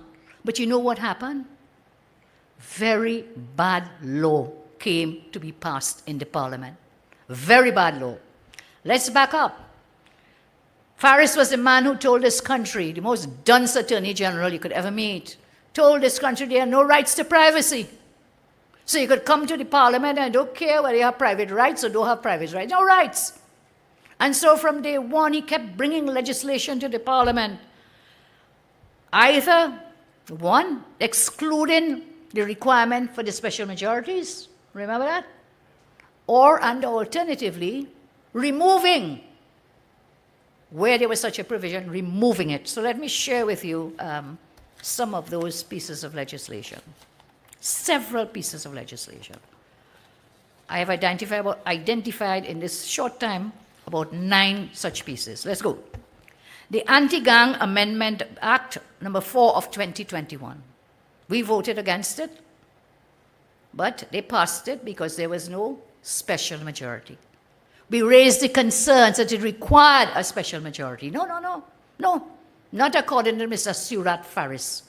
And remind me before I forget about Surat, because the most important matter is being heard at the moment before the Privy Council relating to Surat. I'll come back to Surat. So Faris's explanation was using the Surat argument. Every one of these, when we said, no, you need a special majority, he comes to the parliament. No. Legitimate expectation, legitimate aim, Surat. No, I didn't say Surat, you know. I said Surat. Surat. Anti-Gang Amendment Act number 4 of 21. No special majority. Interception of Communications Amendment Act 13 of 2020. No special majority. I think Sean mentioned that tonight. Very important piece of legislation because you're going to be breaching privacy rights by intercepting your communications, whether by email, whether by WhatsApp, whether by phone, whether by all the other ways that you can do it. The Miscellaneous Provisions Act 8 of 2017, again, removed the special majority, passed it. You see, Mr. Surat, all these will come back to haunt you. Because each one of these will get struck down in the courts because they were badly passed. The Income Tax Amendment Act number 18 of 2018. The Evidence Amendment Act number 1 of 2021. The Public Procurement Disposal of Property Act 27 of 2020. You remember that's when they came to amend the procurement law to remove, guess what? Legal fees, legal services, no procurement. to remove financial something, that's like the thing with the NCB, the banking matters with Stuart Young's family. No, you don't need that. Didn't need it for that. Legal services, financial services, they removed that without a special majority. And medical as well. I think somebody's telling me one of them have some interest or shareholding in some medical services. I'm not calling name, you know. But one of those guys in the cabinet. So they removed that as well from proper procurement legislation oversight. Gambling and Gaming and Betting Control Act number 3 of 2021. Again, no special majority. Trinidad and Tobago Revenue Authority 21. No special majority. Tobago House of Assembly Amendment Bill 21. And CPC McIntyre spoke about that. He spoke about it in one of his letters about how they were going about to increase the number of seats in Tobago and so on. He spoke about that. The recent one, the Whistleblower Amendment Bill, well, that was stillborn, debated and is dead in the Parliament, reached committee stage. They have not resumed on that. And that one was a very dangerous one. In this one, the CPC, the same Ian McIntyre, had told the Joint Select Committee of Parliament that it required a special majority. It had no special majority in it. Required it. The poor fellow, I think they sent him on vacation leave and all these other bullying tactics that they use, but he was right. So when they brought it back recently, they did put a special majority, but it was only a 3/5 majority, and I blasted it, and we did in the Parliament. You wanted to take away the right of access to a court of law from any person in this country. That is a fundamental right. Access to a court to have your rights and obligations determined. They removed that. That doesn't need 3/5, that needs like a 3/4 or even 100%. You cannot take that right, because the day you take away a right of a person to go to court to have their rights and obligations determined, then we are into a total chaotic state. We are no longer democracy, we're into full dictatorship. The court is a bulwark. The Supreme Court is the guardian of our Constitution. You cannot take away the right of an individual to go to court. And that's what they did with this whistleblower bill. So whatever they want to do, they think they can just run roughshod, but it catches up with you. And so here it is, Mr. McIntyre. All these times when he's having this bullying coming out of Faris, what happens? Faris ends up in the Parliament with bad law. Now, you say bad law don't affect you, but the day you see something happen to you and you cannot go to a court of law to have your rights determined, well, then you'll know what Faris was up to, that we can't go to court even though all our rights are being breached. That was a penultimate, I think, betrayal of the democracy of Trinidad and Tobago when you attempted to take away the right of an individual to go to a court of law. Very, very serious matter. So we could go on about these matters and talk about Faris and where he went and didn't go and all these other things where they've put him. Khadija will deal with him. I want to tell you something about this local government matter. He was the second man in the cabinet. In fact, a cabinet is not comprised or properly composed if you do not have the AG. So it must be Prime Minister and the AG. When you take out a man as an Attorney General, if somebody say demoted, someone say fired, something has to be really, really wrong. Because out of your two people, you don't have to have another minister, but two of these can make decisions for the country. You took him out. Now this has been happening, you know, it's poetic justice. On the very day Faris was fired, it's the same date in 2015, the front page of the Express has my call for Faris to be fired. That was how many years ago? Huh? Karma, Tanku is telling me. Very sadly, but how many years later? 7 years later. And look at how much bad he has done in that 7 years. What has happened to the investigation with children toting guns? What has happened to that? What has happened with the car registration? Khadija spoke about this Porsche. Somebody told me he drove up with this Porsche to go up, what, to Plant Chocolate? Khadija said he went to Plant Chocolate. She's in the crowd. And he drives through all over and he poses them in little children. And what about all those children you pass with, all those roads, all those potholes, every piece of road you pass through? You're local government now, you know. When I said, all right, you know how to deal with the rats and the rodents and the box train and the potholes and so on, it was not in a bad way. I came from local government like a teacher. I came through from local government. I know how hard it is to be a councillor, to be a local government practitioner. You get flood out any hour in the night, they're calling you. Councillor, it's true. They get overrun with mosquito, that's your problem. The drains overrun, whatever, that's your problem. Local government is a hard job. And I can see Khadija has some nice lines sometimes. What is it? Pocket square? I can't see the pocket square man going down in those drains, going in the flood. Has he even gone in a flood? He has a constituency. Never. Never, you'll never see him reaching out to people. So we wish him good luck, of course, knowing that given his attitude and his manner that he will fail. And I told you to remind me about Surat, but so we back to the rats and the rodents. No, Sean. Surat. What was Surat about? Surat was Faris's excuse for the past 7 years to deprive you of your rights, your constitutional rights and freedoms. He used that case, one Privy Council case, which said, okay, you can pass and breach rights as long as there was a legitimate expectation. Thank you, Sue. They're saying I'm sweating. Thank you, Sue. Yeah, Surat was a case, Privy Council decision, in which they held that it had to do with the Equal Opportunities Tribunal, and it was not passed with a special majority. So it went up to the council and they said, okay, you know, in some cases you can have, once you have a legitimate expectation, legitimate aim, the Surat principles as they're called, that's okay. It will stand. But today, again, the best Attorney General our country has ever had, Anand Ramlogan, today is arguing a case at the Privy Council which is challenging the Surat principle. This is going to be a very important judgment because it means, depending on what happens there, all these things I've just called for you, all those pieces of law will be bad law. Every one of them will be struck down by the courts. So Anand is challenging two very important legal principles, and you say again, nothing to do with it, has plenty to do with everybody here. It was about people who were arrested and charged for not wearing their masks, pursuant to the public health regulations made by the one-tier minister, Dayal Singh. It was made under the 1940, look how long ago, public health ordinance. Those days they were ordinances.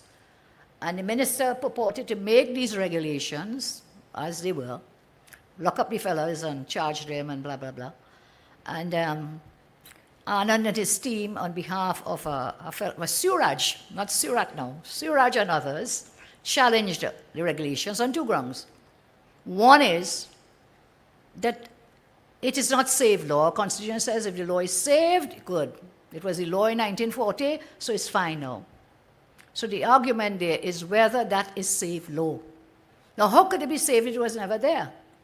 The lawmaking power of the minister is saved, but not to make regulations in contravention of the Constitution. So if you have to do that, you come back to Parliament and get it. And the second, so the savings law clause is going to be really interrogated and decisions handed down. And the second issue has to do with the legitimate Surat principles, or if you need the votes of the majority. Faris's position has always been, look, we don't need it. We have the Surat, we have the legitimate whatever. So I think this is going to be what you call a watershed case for the law in Trinidad and Tobago on interpretation of the Constitution. So I congratulate Mr. Ramlogan, whichever way it goes. It was a point that we needed to have adjudicated ever since Surat, that we could get a clear interpretation of the law of Trinidad and Tobago. It has very far-reaching consequences. So on those matters, I want to thank you all for your time. I want to say we are here, we are solid. I'm solid as a rock. We are all solid as rocks. We commit to working together. Anyone wants to come, welcome. Who don't want to come, DOCOM is a free country. But every day I'm getting more and more phone calls, text messages. I could pick up the phone and show you. Many people, they want to come forward, join with us, and work with us. So I want to say again, welcome. For those who have our country at heart, for those who have our children at heart, for those who have our future at heart, we welcome you aboard. Reach out to us. We will reach out to you. We will work together to restore and rebuild Trinidad and Tobago. And whilst we are doing that, MP Tanku talked a lot about the economy. But there's a very interesting matter that Tahaka has pointed out to me that I will share with you before I close, and has to do with oil revenues. Your Prime Minister, or the Prime Minister, last week on TV, and he'll be on again tomorrow, I believe, with his conversation things, last week crying about production of oil and gas and whatever, shortage of oil and production drop, and therefore we don't have money and we can't do this and that. And well, in the first place, whose fault it is that the production has fallen? Whom? Whom? Pandemic? What pandemic has to do with production numbers? Nothing. Nothing whatsoever. So he's crying, oh God, well, we won't have no money and production fall. But that's not the issue, Tahaka reminded me. The issue is not production. Yes, it's part of it. It's part of it. Because if you have production shocks, it's going to affect your revenue. But the issue is about the oil revenue and the gas revenue. And if you've been following what has been happening with the prices, those have gone up. But it's not just the price, it is the revenue, total revenue. So we saw the prices spiking recently. And the government has a duty in law under the HSF Act. Tanku spoke about that for us, how much money we had put, how much we had left in the HSF, and they've only been drawing down. That they have a duty in law that where the oil revenue exceeds the budgeted revenue, so if we were supposed to get $10 and we get in $100, I thought you must put, what was it you told me? If it's 10% above the budgeted revenue, and it will be, because when they have budgeted at $65 or something, so total revenue will be X amount, 65 X amount, you have to take, if anything is above 10% of that budgeted revenue, you have to take 60% and put it in the HSF, the savings fund. And when you do that, you also have to produce a report. So you don't just put it. You have to report to the Parliament. Tell us what were your revenue numbers. So come and cry about the production revenue from oil and from gas. And tell us where is your report, because you have to do it 1 month at the end of each quarter. And the last quarter ended last year in 21, the revenue would have been higher. So what are you doing with that money, Colin? Keith, what are you doing with that money, Mr. Rowley? Where is oil revenue? And how much have you taken out to put in the Heritage and Stabilization Fund? You have to lay that report according to the law of Trinidad and Tobago. So it's not enough for you to do these Tuesday things. I don't tomorrow come and cry about some other price drop and what didn't drop, and they didn't get money from this and that and the other. That's not enough. You're failing in every single duty you have under the Constitution and under the law. And whilst you pull out Faris and you give him a blight, why are you leaving Hines there? Why? Crime is at the highest. Why is he still there? Tim talked about the COVID reports. What have you done about that? Why is Wantier Diasing still there? Presided over total mismanagement of the COVID pandemic. To mention it, I repeat again, we will do a commission of inquiry to find out what you've done for management of the COVID and expenditure in the COVID period. So you're not getting away. Kevin will have a nice expression for that, but they say every rope has an end.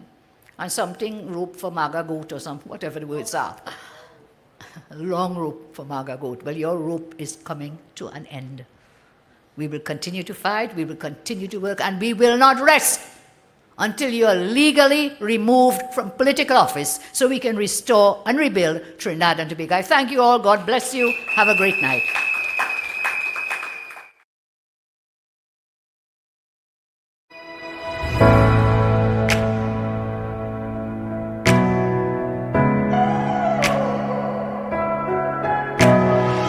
I need the kind of love that can outlast the night.